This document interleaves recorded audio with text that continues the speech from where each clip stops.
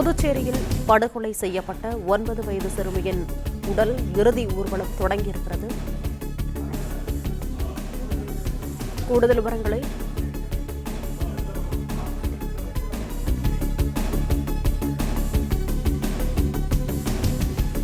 புதுச்சேரியில் படுகொலை செய்யப்பட்ட 9 வயது சிறுமியின் உடல் தற்போது இறுதி ஊர்வலத்திற்கு எடுத்துச் செல்லப்பட்டுக் கொண்டிருக்கிறது.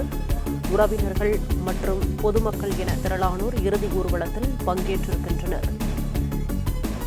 இதுகுறித்த விரிவான தகவல்களை செய்தியாளர் ஜோதி நரசிம்மன் வழங்க கேட்கலாம். ஜோதி நரசிம்மன், வணக்கம். விவரங்களை சொல்லலாம்.